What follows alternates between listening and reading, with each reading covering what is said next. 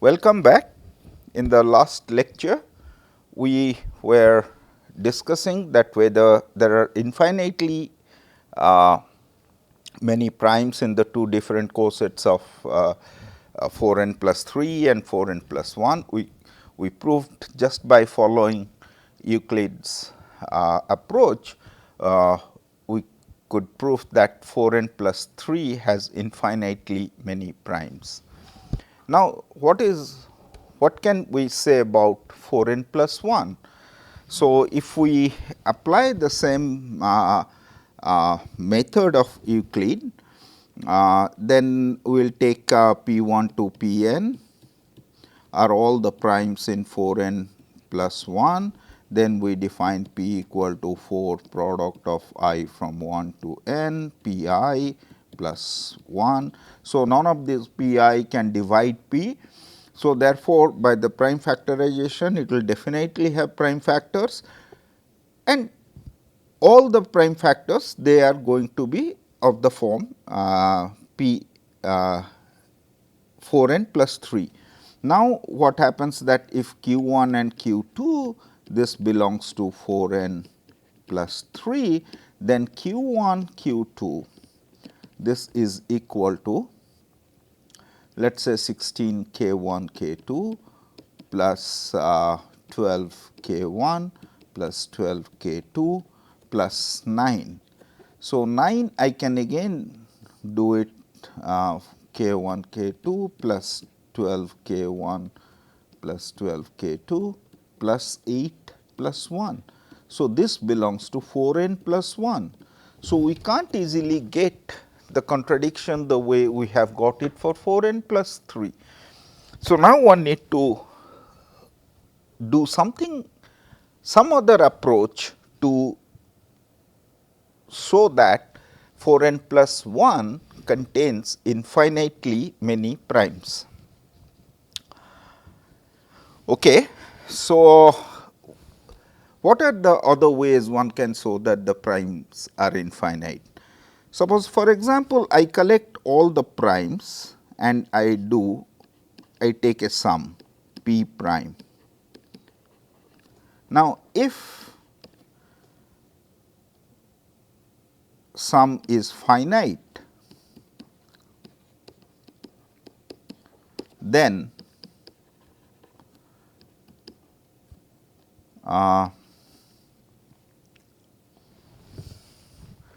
number of primes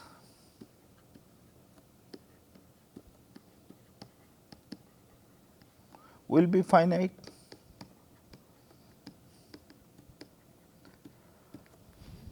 So, a priori we are not assuming that the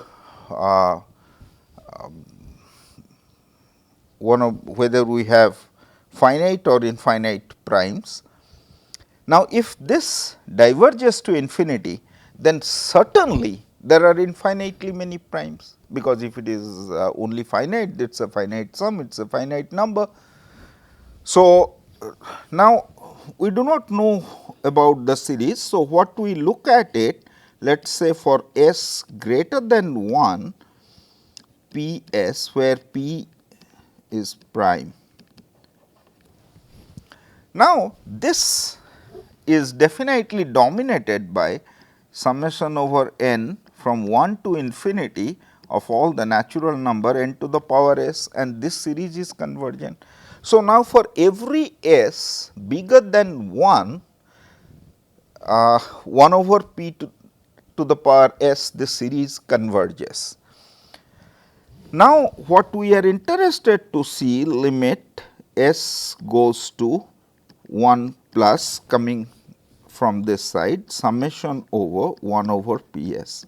Now, if we can show that that is infinite, then we conclude that there are infinitely many primes. So, now this is basically this idea was by Euler, and it is a very famous function zeta of s, for which is called the zeta function, or if I do it for S complex, then that is going to be called the Riemann-Zeta function, which is a very, very famous function in mathematics, and this is 1 to infinity for s greater than 1. So, what Euler proved is the following. So, theorem, this is by Euler.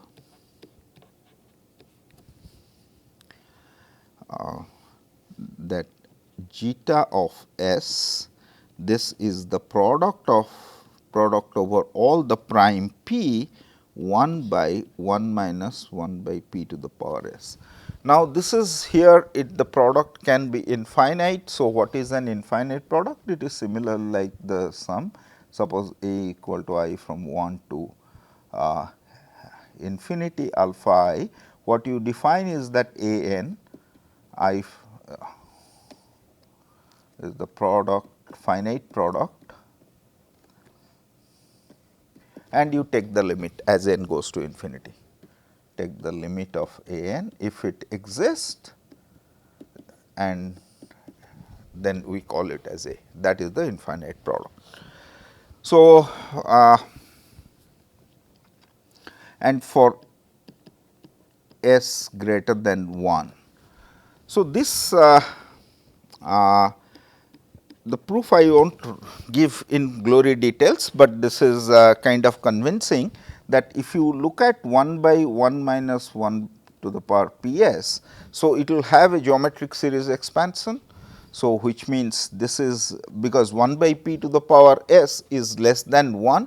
So, therefore, we can get that this is summation over n equal to 0 to infinity 1 by p to the power s n.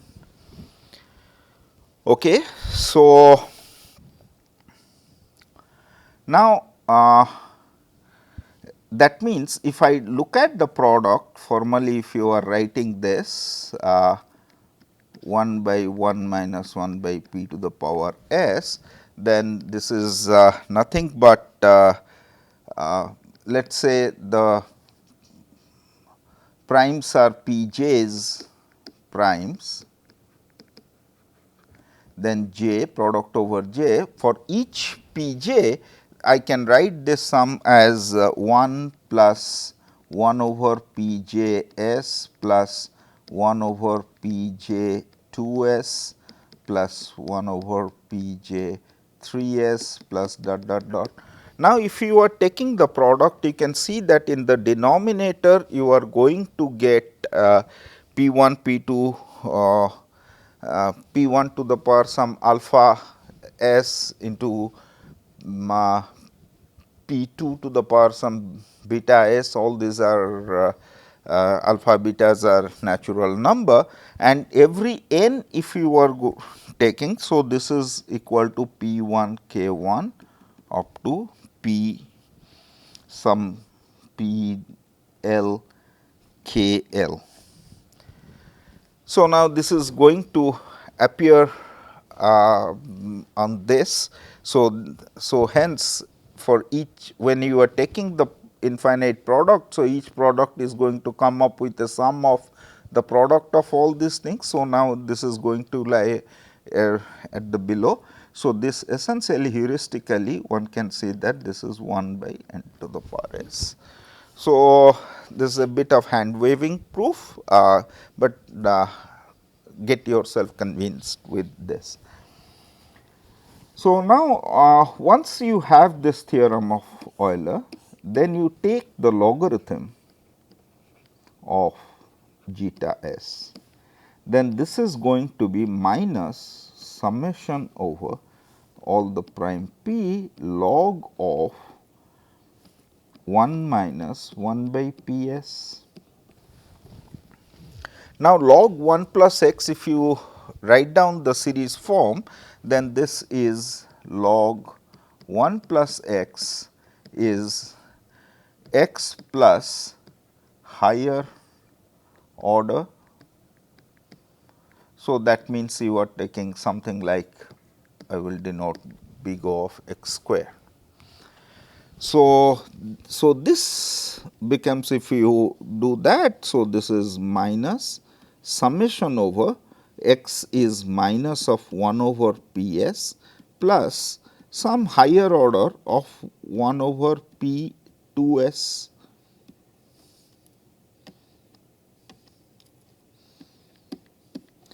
As you can see that any higher order 1 over P 2 s, so this is going to be a bounded quantity.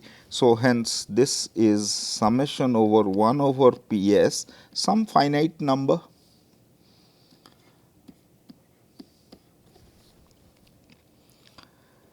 So, this is what is the now log of the zeta s. We know that zeta s, this converges to infinity as s converges to 1 plus, because this is 1 by n series. So, therefore, on the right hand side, obviously this is a finite number, and this side when you are taking limit, this is going to be infinite. Therefore, limit summation over 1 P s, s goes to 1 plus, that has to be infinite. Otherwise, this is a finite number and this. Okay.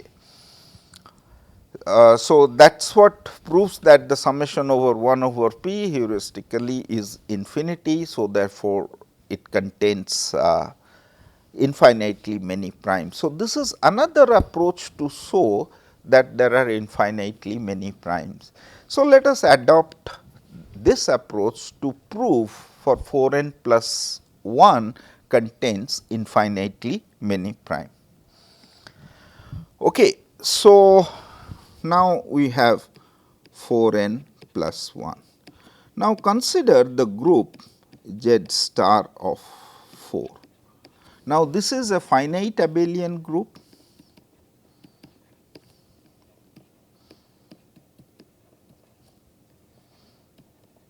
and how many elements are there? By the way, this is 1 and 3. So, these are the 2 elements. Therefore, how many characters, distinct characters will be there for this group? There will be 2 characters.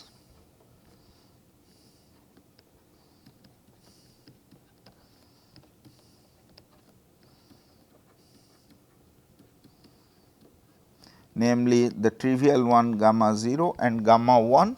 So, let us take gamma 0 of n, this is equal to 1, n belongs to Z star of 4.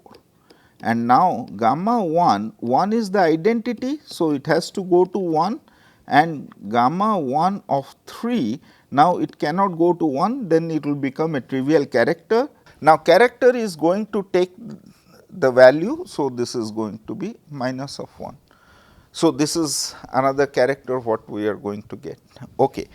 So, therefore, what I do is that I extend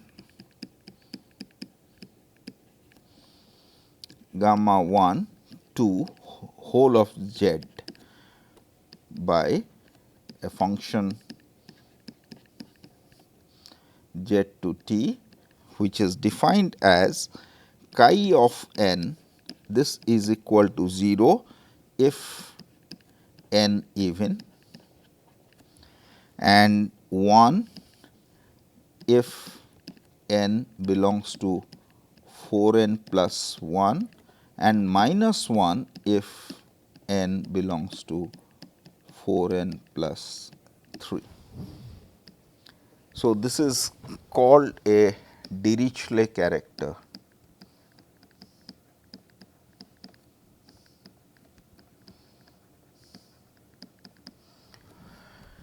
So, now we can see that it satisfies if I take n and m, then this is going to be, suppose if both n and m are even or one of them is even, then nm is even. This is equal to 0 if one of n or m is even. So, this definitely whatever is the even, that we can take as it will take the value 0. So, this is chi n. Now, if both of them are odd,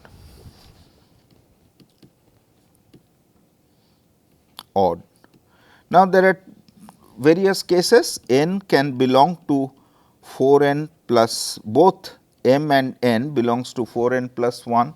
So, in that case what we have noticed is that Nm, this is going to belong to, this belongs to 4n plus 1. Therefore, chi of Nm, this is equal to 1, which is equal to chi of n, chi of m. Now, if n belongs to 4n plus 1 and m belongs to 4n plus 3, then what we are going to get n m, this will belongs to 4n plus 3.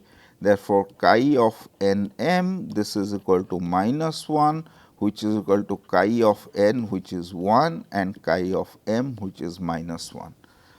And also if n belongs to both n and m, only other case left is 4n plus 3, then we know that n m belongs to 4n plus 1. Therefore, chi of n m, this is equal to 1, which is equal to minus 1 into minus 1, which is equal to chi of n into chi of m. So, this satisfies the group operation. Here is the multiplication on z star 4. So, this chi is extending the homomorphism and it respects the multiplication on z star 4.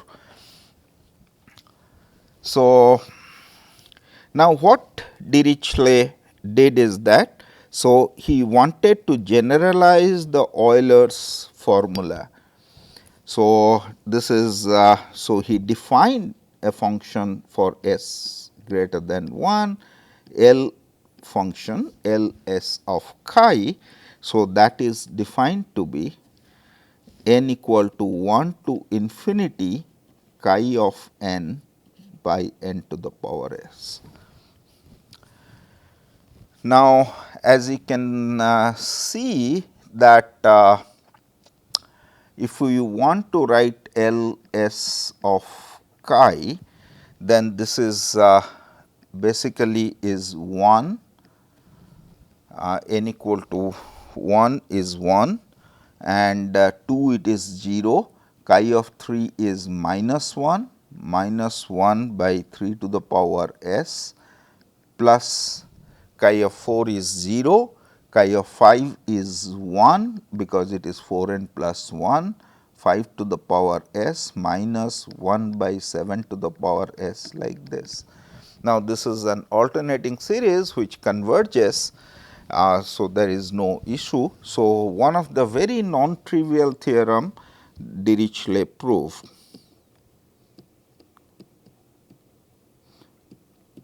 is that summation over n is equal to 1 to infinity chi n by n to the power s. This is equal to product of p 1 over 1 minus chi of p by p to the power s. This is the analog of Euler's theorem proved by Dirichlet. Unfortunately, we the proof is beautiful. At this point, we are not planning to give the proof, but first let us see that assuming this statement what we are going to get.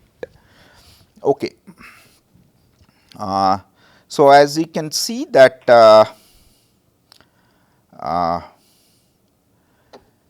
if we take for p equal to 4 k plus 1, then we are going to get this side is 1 by 1 minus chi p is 1 by p to the power s, and yeah.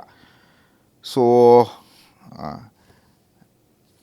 and all this, if we look at the LHS, then chi of n are 0 for n is even. Therefore, this boils down to n odd chi of n by n to the power s. This is equal to, if n belongs to 4 n plus 1, chi of 1 by n to the power x minus summation over n belongs to 4 n plus 3, 1 by n to the power s. Formally, we can see that this is what it is happening, and so now let us calculate L 1 of chi, because we want to come s to 1, because s greater than 1 we have defined. So, L 1 of this is going to be as we have 1 minus 1 by 3 plus 1 by 5 minus 1 by 7, so on and so forth. So, this where do we get these numbers? So, this if we write down 0 to 1 dx by 1 plus x square, then this for x less than 1, x square is less than 1. So, this is what is n equal to 0 to infinity minus x to the power x square to the power n, then this is dx, which is equal to this a nicely convergent series. So, we can interchange the limit and the sum, n equal to 0 to infinity minus 1 to the power n integral 0 to 1 x to the power 2 n dx. So, which is equal to n equal to 0 to infinity minus 1 to the power n x to the power 2 n plus 1 by 2 n plus 1, 0 to 1, which is equal to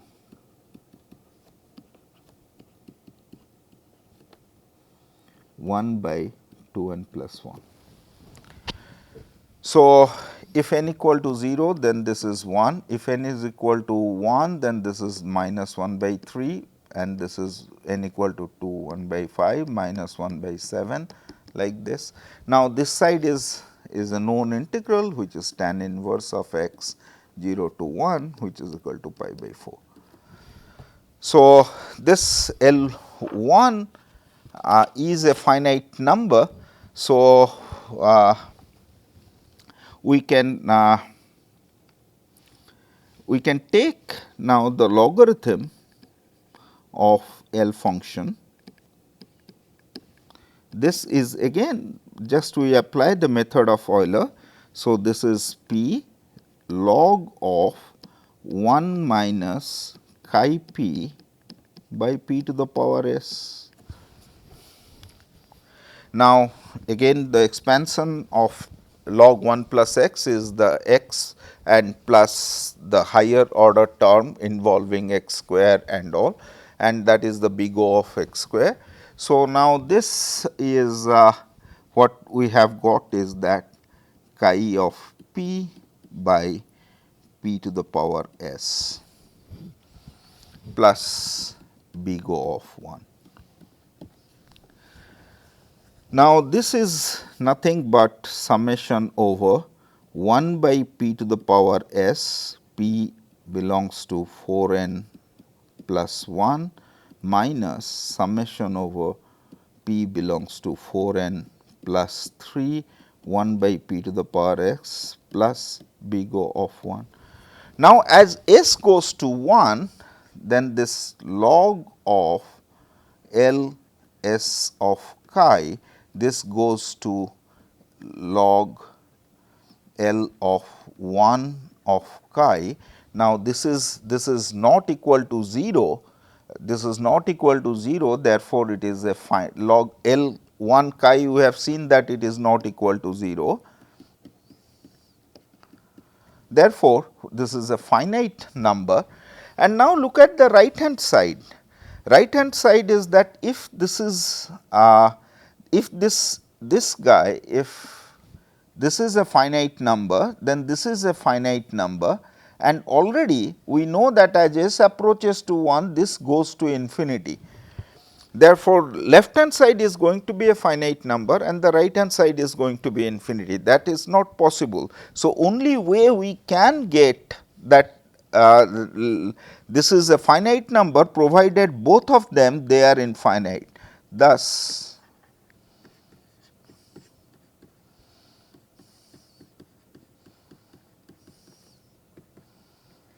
so therefore, there cannot be finitely many primes of the form 4n plus 1.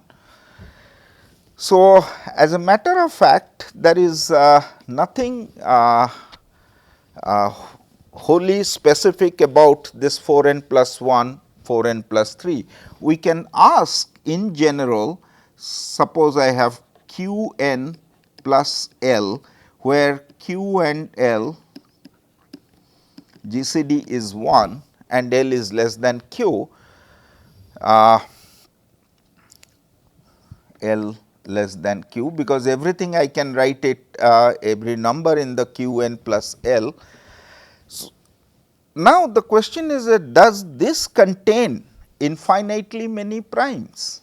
That is the question actually originally Dirichlet had asked. Now, like the toy model like 4n plus 1, one can do the similar process, but much more complicated, and here in this case instead of z star 4 we will get z star of q. Now, what depending on the q we have the cardinality. So, now we will get that many, suppose the cardinality of z star of q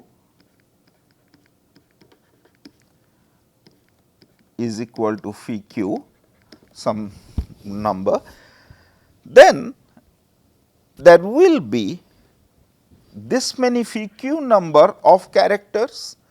Now, what one do is that one extend the characters of this to whole of z, then one prove a theorem like the Euler product formula, and then you look at. So, now the L function would be like this.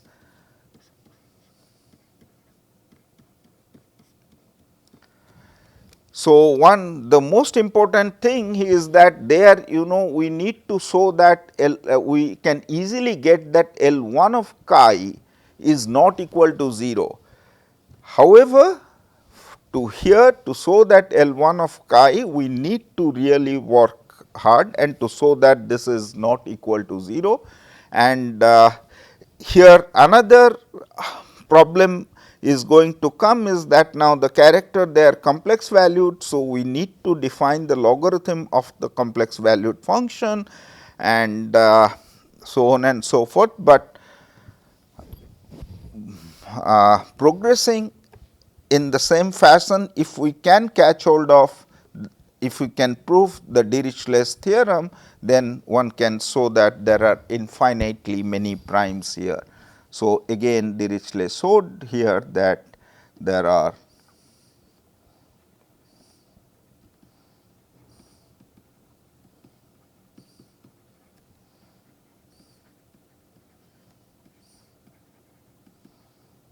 and the proof is definitely very involved, and we may not see in this course the proof of the Dirichlet's theorem. Thank you.